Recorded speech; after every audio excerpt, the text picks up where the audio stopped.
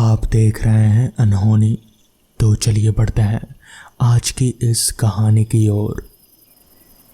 जब मैं पश्चिम बंगाल और असम की सीमा से लगे उस छोटे से स्टेशन पर उतरा तो उस समय शाम की स्याह कालिमा धरती पर फैलने लगे थे। आकाश में काले भूरे बादल घिर चुके थे। हवा में भी सनसनाहट थी। मैं जानता था कि किसी भी वक्त बारिश आ सकती है, मगर फिर भी चल पड़ा मैं। 4-5 दिन पहले मुझे राय चौधरी मजमूदार जी का रजिस्टर्ड पत्र मिला था। पत्र में उन्होंने मुझे तुरंत सारूपेटा आने का आग्रह किया था। एक अटैची में कुछ कपड़े और ज़रूरत के सामान रखकर दूसरे ही दिन मैं चल पड़ा वाराणसी से। मजमूदार बाबू, मेरे ऊपर बहुत ही बड़ा उनका स्नेह है। सन 1950 में मेरा उनसे परिचय हुआ था। उन दिनों मैं कलकत्ता में रहकर बंगाली फिल्मों के प्रसिद्ध निर्देशक विपिन सेन के साथ था। मजमूदार बाबू के कई मकान थे कलकत्ता में। इनके अलावा 2 स्टूडियो भी थे। उन्होंने शादी नहीं की थी। मेरा ख्याल है कि उनके पास काफ़ी धन था और जायदाद थी। उनकी एक भांजी थी, यानी कि बहन की लड़की, नाम चारुलता। काफ़ी सुंदर और आकर्षक थी चारुलता। उम्र यही कोई 21-22 के आसपास। वैसे मैं विपिन सेन के साथ ज़रूर रहता था, सहयोगी के रूप में, लेकिन इसके अलावा बंगाल के शाक तंत्रों में संबंधित साहित्य पर व्यक्तिगत रूप से खोज और शोध कार्य भी किया करता था मैं। बांग्लादेशी शाक्त तांत्रिकों, साधकों और शुद्ध पुरुषों का अभाव नहीं था। उनकी साधना, तपस्या और चमत्कारों के रहस्य की गहराई में उतरकर उनके तथ्यों का परिचय होने की लालसा मेरी कभी कम ही नहीं हुई। उन दिनों विपिन बाबू वैसे ही एक तांत्रिक योगी और चमत्कारी महापुरुष की जीवनी पर आधारित एक बंगला फिल्म बनाने की बात सोच रहे थे। जब उन्हें ये मालूम हुआ कि मैं तंत्र मंत्र में गहरी रुचि रखता हूँ और बंगाल के तांत्रिकों, साधकों और चमत्कारी सिद्ध महात्माओं के प्रति मुझ में गहरी आस्था है, इन सब से अतिरिक्त मैं इन तमाम विषयों में खोज और शोध भी कर रहा हूँ, तो इसलिए उन्होंने मुझे तुरंत बुलाया और बंगाल के किसी तंत्र साधक की जीवनी पर कहानी लिखने के लिए कहा। 1 हफ्ता के अंदर मैंने कहानी तैयार कर दी। पश्चिम बंगाल के प्रसिद्ध तारापीठ के चमत्कारी सिद्ध योग बाबा बामा खेपा से संबंधित वो मेरी कहानी थी। शीर्षक भी रखा था मैंने बामा खेपा, और इसी नाम की फिल्म भी बनी।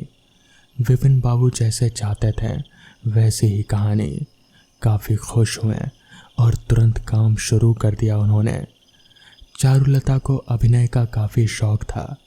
कॉलेज में होने वाले बंगला नाटकों में वो हमेशा भाग लिया करते थे।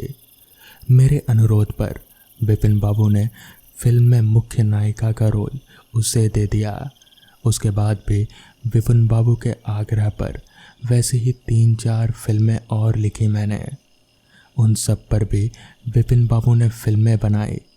परिणाम ये हुआ कि जहाँ एक और मैं मजमूदार बाबू का खास आदमी बन चुका था, वहीं दूसरी ओर चारुलता से मेरे संबंध और भी ज़्यादा मधुर हो गए। सच तो ये था कि हम दोनों एक दूसरे से प्यार करने लगे थे। उसके पास रूप था, कला थी, और मेरे पास थी ख्याति। धन वैभव का भी अभाव नहीं था। मेरे पास क्या था? साहित्य और थोड़ी बहुत पूंजी। मगर चारुलता इस सच से भली भांति परिचित थी कि उसकी सफलता का कारण भी मैं ही हूँ, इसलिए वो मुझे दिल से चाहने लगी थी। लेकिन हम दोनों का संबंध ज़्यादा दिनों तक टिका नहीं। अचानक विपिन बाबू की मौत हो गई और मुझे कलकत्ता छोड़कर नौकरी के सिलसिले में दिल्ली जाना पड़ा। चारुलता से चिट्ठी के द्वारा संपर्क बना रहा। मजमूदार बाबू भी कभी कदार पत्र लिखा करते थे। बाद में वो चिट्ठी संबंध भी टूट गया। ऐसा लगा कि बाप बेटी दोनों मुझे भूल गए थे। दोनों में से किसी को भी सूध नहीं रही मेरी। इस घटना को पूरे 20 साल हो गए। इस बीच मुझे अचानक मजमूदार बाबू का वो रजिस्टर्ड पत्र मिला तो मैं चौंक पड़ा। पत्र से ये भी मालूम पड़ा कि कलकत्ता के दोनों स्टूडियोज बेचकर वो आसाम बंगाल के उस निर्जन प्रदेश में कोई पुरानी हवेली खरीद कर बस गए थे। जब मैं उस छोटे से स्टेशन से बाहर निकला तो अंधेरा और गहरा हो गया था। वहाँ से सारूपेटा के लिए एक पतली पथरीली सड़क गई थी। सवारी का कोई साधन नहीं था। माहौल में घोर निस्तब्धता छाई हुई थी और छाया हुआ था गहरा अंधकार। उस चिपचिपे अंधकार में आंखें गड़ाकर किसी तरह मैं आगे बढ़ने लगा। अचानक बूंदाबांदी शुरू हो गई थी। किसी तरह 2 मील का निर्जन सुनसान रास्ता तय कर जब मैं सारूपेटा पहुंचा तो उस समय रात के 9 बजने वाले थे। चारों तरफ वैसा ही गहरा सन्नाटा था जैसा बेहद सुनसान इलाकों में पाया जाता है। वो बूंदाबांदी चलते समय जो शुरू हुई थी वो अब जोरदार बारिश में तब्दील हो चुकी थी। धरती पर उमस और जंगली जो पेड़ पौधे थे उनसे एक अजीब सी गंध आने लगे थे। बारिश से बचने के लिए मैं एक झोपड़ी नुमा दुकान के छज्जे के नीचे खड़ा हो गया। सोचा था बारिश थमने पर हवेली का पता लगाऊंगा, मगर तभी किसी ने अचानक मेरे कंधे पर हाथ रखा और उत्फुल्ल आवाज़ में कहा, शर्मा हो ना। उस आवाज़ और स्पर्श दोनों को मैंने पहचान लिया। ये राय चौधरी मजमूदार थे। उनके एक हाथ में छाता था और दूसरे हाथ में थी लालटेन। अपनी अटैची ज़मीन पर रखकर मजमूदार बाबू से लिपट गया मैं। पूरे 20 साल के बाद हम मिले थे। कितनी ही बातें करने को हम बेताब थे, मगर जब मैंने उनकी ओर देखा तो अचानक अवाक होकर देखता ही रह गया मैं। कितने बदल गए थे मजमूदार बाबू। उनका बलिष्ठ शरीर कंकाल सा हो गया था। सिर के बाल बिल्कुल झड़ गए थे और उनके चेहरे पर झुर्रियाँ पड़ गई थी। उन्हें देखकर मुझे विश्वास ही नहीं हुआ कि ये वही मजमूदार बाबू थे जो कलकत्ता में शान और शौकत की ज़िंदगी बिताते थे और जिनकी गिनती कलकत्ता के रईसों में होती थी। आपकी तबीयत तो ठीक है मजमूदार बाबू? स्तब्ध होकर मैंने पूछा तो इस पर वो हंसकर बोले, पिछले साल तक तो मैं बिल्कुल ठीक था शर्मा जी, लेकिन अब डर और आतंक ने मेरा खून चूस लिया है। किसका डर? वही सब बतलाने के लिए तो मैंने आपको यहाँ बुलाया है। चलो हवेली में चलकर बात करते हैं। बाहर की तरह हवेली के भीतर भी अंधकार भरा था। सामने वाला कमरा काफ़ी लंबा चौड़ा था। आंखें गड़ाकर देखने पर भी उस बड़े से कमरे में रखी बड़ी कुर्सियों और मेज़ों का सिर्फ आभास होता था। कीचड़ से भरे रास्ते से झोपड़ियों को पार करते पत्थर के जिस विशाल चबूतरे से होकर हम जिस कमरे में आए थे उसकी सीढ़ियाँ भी टूट गई थी। उनका एक एक पत्थर डगमगा रहा था। मुझे एक कुर्सी पर बिठाकर मजमूदार बाबू बोले, तुम यहीं बैठो शर्मा, मैं अभी आया। बाहर हवा का रफ्तार बढ़ रहा था। पता नहीं कहाँ से हवेली के भीतर हवा घुस रहे थे। मैं एक स्पष्ट रुदन महसूस कर पा रहा था। वो एक विचित्र आवाज़ सुनकर कोई भी आदमी पसीना पसीना हो जाता। मैंने उनकी ओर देखना चाहा, मगर उसके पहले ही हाथ में लालटेन उठाए मजमूदार बाबू चले गए और जब वापस लौटे तो उनके हाथ में चाय की ट्रे थी। आप कहाँ गए थे मजमूदार बाबू? मैं चाय बना रहा था। चाय पीकर फिर मैंने पूछा, आप किसी डर और आतंक के बारे में बता रहे थे, कोई आपको धमकी दे रहा है क्या? कौन है वो आदमी? ऐसी कोई बात नहीं है, वो बोले। दरअसल मैं बहुत ही भयावह चक्कर में फंस गया हूँ शर्मा जी। इस पर मैंने चौंक कर पूछा, कैसा चक्कर? मजमूदार बाबू जरा देर चुप रहकर अस्फुट से आवाज में बोले, तुमने तंत्र मंत्र में बहुत खोज की है, शायद अशरीरी शक्तियों के बारे में कुछ पढ़ा सुना होगा। आपका मतलब है प्रेत आत्माओं से? तभी वहां पर एक तेज हवा का झोंका आया, ठंडी बरसाती हवा जैसे पूरे शरीर को सिहरा कर चली गई। पानी फिर से जोर से बरसने लगा, हवा भी बहुत तेज हो गई थी।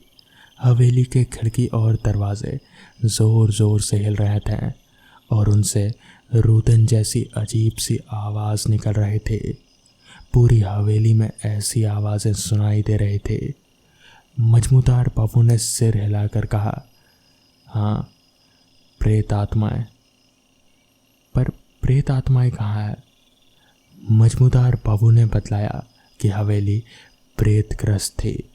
कलकत्ते के शोर शराबे से दूर एकांतवास के लिए उन्होंने वो हवेली सिर्फ 20,000 रुपये देकर खरीद ली। हवेली में 40 कमरे और 16 बारांदियाँ थी। बीच में एक काफ़ी लंबा चौड़ा तहखाना था जो ना जाने कब से बंद पड़ा था। मजमूदार बाबू की सारी बातें सुन मैंने पूछा, इस हवेली का सौदा जब आप कर रहे थे तब आपने इसके मालिक से इस बारे में दरख्वास्त नहीं की? मैंने पूछा नहीं, बस यही गलती हो गई मुझसे। और फिर बोले, वास्तव में देखो शर्मा, सच बताऊंगा, मिट्टी के दाम पर मिल रही थी इतनी बड़ी हवेली, इसलिए लालच में आ गया था मैं और मैंने खरीद लिया। अच्छा, कौन था इस हवेली का मालिक? पता नहीं, चूड़ामणि सान्याल बोलकर कोई आदमी था। अब वो यहाँ है ही नहीं, पता नहीं अपने पूरे परिवार को लेकर कहीं चला गया। अभी हम लोग वहाँ पर बैठे बातें कर ही रहे थे कि तभी उस हवेली की सारी चीज़ें अपने आप ही हिलने लगी। पास ही में पड़ा टी टेबल अपने आप ही उठकर दूसरी जगह पर जाने लगा। तभी मजमूदार बाबू ने मेरी तरफ इशारा किया। मैं समझ गया कि मजमूदार बाबू किस बारे में बात कर रहे थे। कहीं ना कहीं मैं थोड़ा घबराने लगा था। मुझे समझ नहीं आ रहा था कि अब क्या करूं। पर तभी मजमूदार बाबू ने मेरे हाथ पर हाथ रखकर कहा, घबराओ मत, ये तुम्हें कोई नुकसान नहीं पहुंचाएगी और ना ही मुझे। बस ये हमारे साथ इस हवेली में रहती है। ये सुनकर तो मेरे होश ही उड़ गए। हमारे साथ अब प्रेत आत्माएं भी इस हवेली में रहेगी, ये सुनकर तो मेरे पैरों तले ज़मीन ही खिसक गई। जिसके बाद मैं वहाँ बस उसी रात रुका। उसके बाद मैं अगली सुबह वापस दिल्ली आ गया। सोहम एक बहुत अच्छा स्विमर था। उसे राष्ट्रीय स्तर पर तैरने में गोल्ड मेडल भी मिल चुका था। एक बार सोहम अपने दोस्तों के साथ घूमने गया हुआ था। वहाँ उन लोगों ने पास के तालाब में तैरने का प्लान बना लिया। सबने तैयारी की और शाम के करीबन 5 बजे वो तालाब के पास जाने लगे। कहाँ जा रहे हो बच्चों? उन्हें तालाब की तरफ जाता देख वहाँ के सरपंच ने टोकते हुए कहा, पास के तालाब में तैरने जा रहे हैं हम। सोहम ने तुरंत जवाब दे दिया।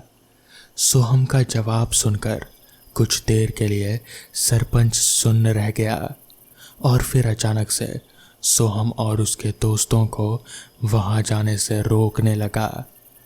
सोहम नहीं समझ पाया कि सरपंच उन लोगों को क्यों रोक रहे हैं। रुको बच्चों, उस तालाब की तरफ मत जाओ, वहाँ अक्सर लोगों के डूबने की घटनाएं घटती रहती हैं। सरपंच ने उन्हें जाने से लगभग मना करते हुए कहा, काका, सोहम तो स्विमिंग में नेशनल चैंपियन रह चुका है, आप निश्चिंत रहिए। सोहम के दोस्त निखिल ने सरपंच की बात को काटते हुए कहा, तुम लोग मेरी बात समझ नहीं रहे हो। वहाँ तैरना खतरे से खाली नहीं है। कहते हैं कि वहाँ डूबकर मरने वाले कई लोगों की आत्माएं उसी तालाब में भटकती रहती हैं और वहाँ जो भी तैरने वाला दूसरा लोग जाता है वो उन्हें मार डालती है। सरपंच ने उन लोगों को वहाँ जाने से रोकने के पीछे की असली वजह बता दी और वो वहाँ से चले गए। काका ने जो कहा क्या वो सच होगा? सोहम के कुछ दोस्त आपस में बातचीत करते हुए कहने लगे। सोहम और निखिल इन सब बातों पर विश्वास नहीं करते थे। उन दोनों को छोड़कर बाकी सब ने वहाँ से जाने का फैसला बदल लिया। बाकी दोस्त वापस लौट गए और अब सिर्फ निखिल और सोहम ही तालाब की ओर बढ़े। दोनों ने कपड़े उतारे और जैसे ही वो तालाब में उतरने लगे कि निखिल के माँ का फ़ोन आया। निखिल तालाब में उतरते उतरते रह गया, मगर सोहम बिंदास होकर पानी में तैरने लगा। अचानक सोहम का पैर पानी में फंस गया। इस तरह की सिचुएशन उसने कई दफ़ा संभाली थी, मगर इस बार बात कुछ अलग थी। उसने कई बार कोशिश की वहाँ से निकलने की, मगर धीरे धीरे वो पानी में खींचा जा रहा था।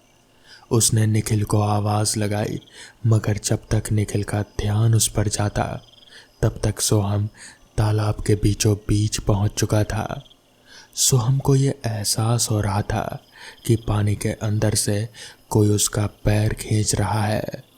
उधर निखिल ने सोहम की आवाज़ सुनकर उसकी तरफ देखा तो उसे आश्चर्य होने लगा। नेशनल चैंपियन होकर भी सोहम की हालत देखकर उसे सरपंच की कही बात याद आ गई।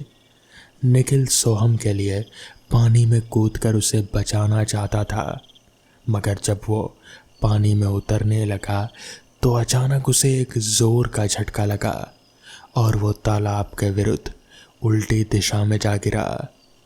वो झटका इतना ज़्यादा था कि निखिल उठ भी नहीं पाया। सोहम ने एक बार पूरी ताकत लगाकर अपना फंसा हुआ पैर बाहर निकाला और वो किनारे की ओर आने लगा। जैसे ही वो किनारे के करीब पहुंचा तो एक बार फिर उसे लगा कि फिर से उसका पैर किसी ने पकड़ रखा है और वो उसे पानी में खींच रहा है। उसी हालत में सोहम की नज़र अपने पैरों की तरफ गई और उसे जोर का जैसे झटका लगा। उसे वहाँ पर कुछ हाथ नजर आए, एक नहीं, दो नहीं, बल्कि कई सारे हाथ। उन्हें देखकर घबराया हुआ सोहम बचाओ, बचाओ चिल्लाने लगा, मगर उसका कोई फायदा नहीं हुआ।